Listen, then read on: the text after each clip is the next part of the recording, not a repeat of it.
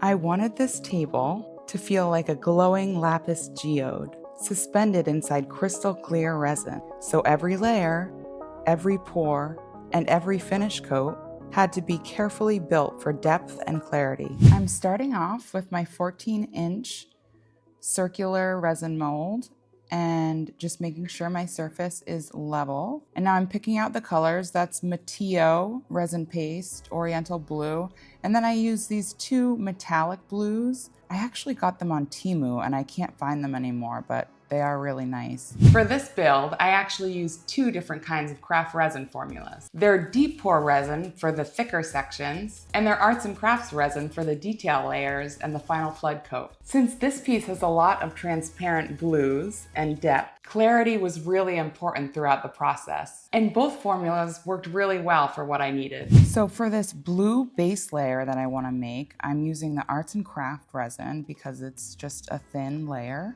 and I'm mixing it up. It's 1-to-1 ratio by volume, so I just take 2 cups and make sure they're the same exact measurement. And now I'm using my resin pastes. I like to just put them right on the side of the cup.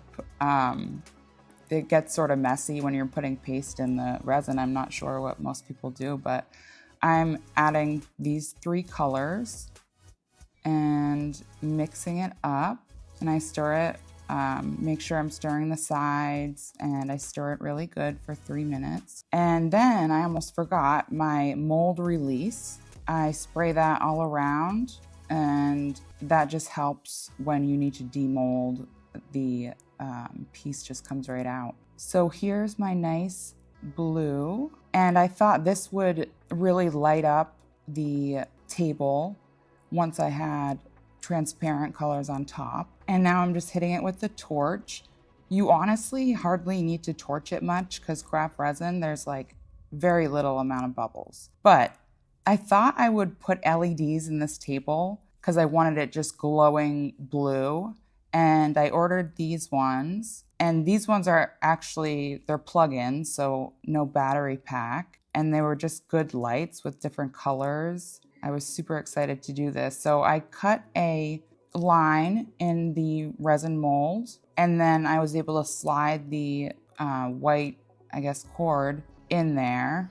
And then I used a glue gun to do a spiral shape. And initially I was gonna just put them flat down, but I wasn't really thinking about how that would work with the spiral.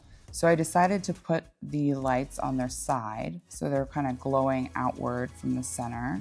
And that's what it looks like. It's a little messy with the hot glue, but I knew I'd be putting a tinted coat over it.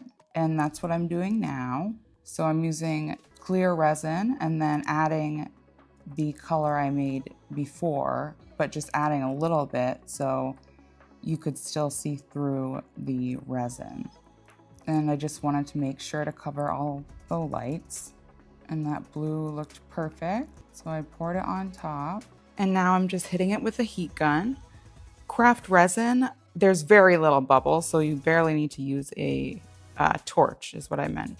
So I ordered all these little blue diamond pieces on Amazon, and they're so pretty. I knew I had to incorporate them into this piece. And these blue ones I even found at the Dollar Tree, which was awesome. And then I also had some that were like random different shapes. And I have my lapis lazuli. So I thought that mixture of blues and real stone would be great. So I took the lapis and I made a nice spiral. And I do check the lights throughout because I've had an issue before with lights where they ended up not working after, or I broke it. So I just wanted to make sure they were working still. So I'm adding in the blue diamonds, and then in the center, I'm using the clear chips. I knew those would kind of get lost in the resin, but I was hoping the lights would shine and show that, kind of reveal them. But either way, I was just testing out some things on this one.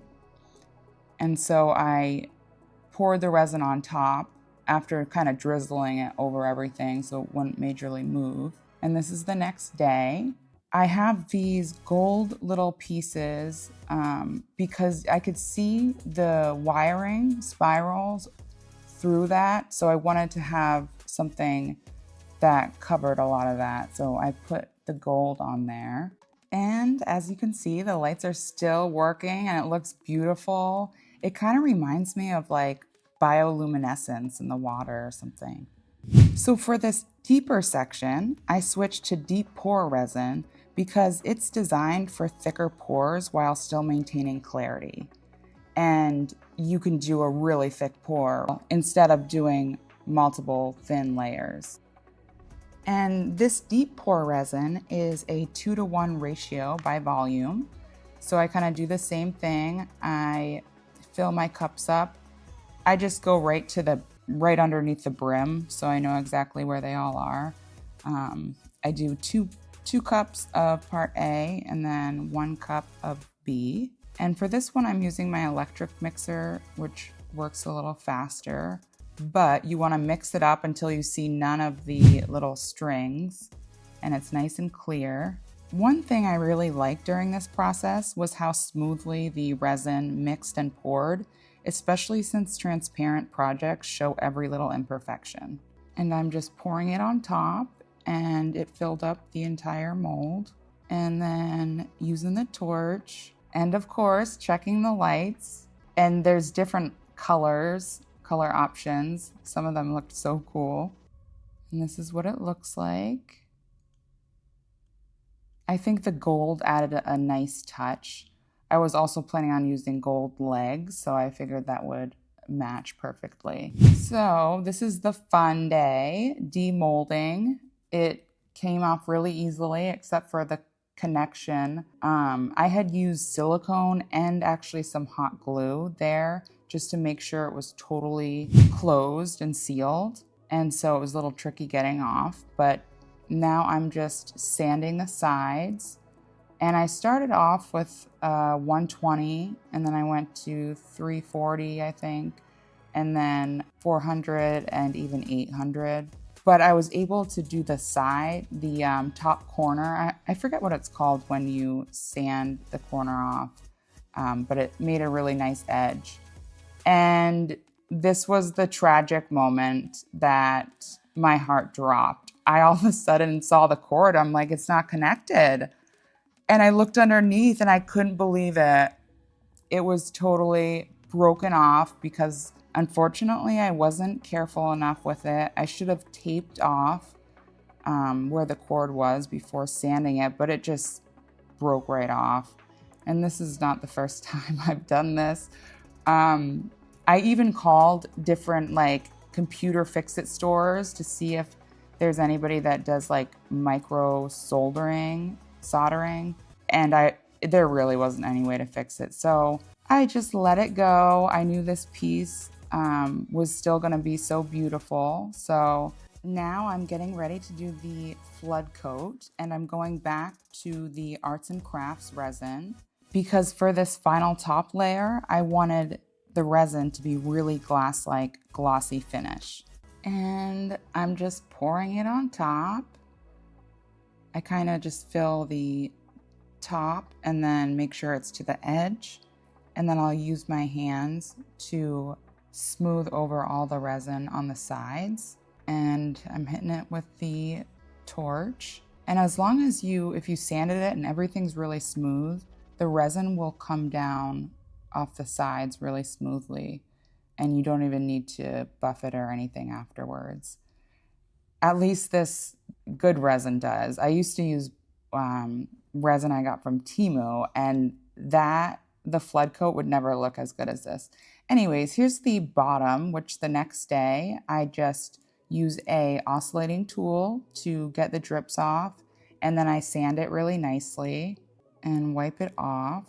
And in order to put the legs on, I find this works best. I have my husband cut a piece of wood that's square, and I try to paint it the color of the bottom layer so it matches.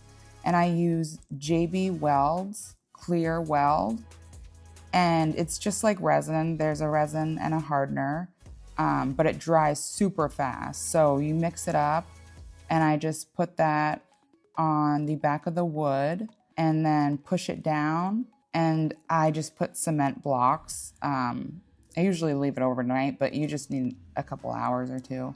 And then that thing is not coming off. So that way the legs and the screws have something to attach themselves to.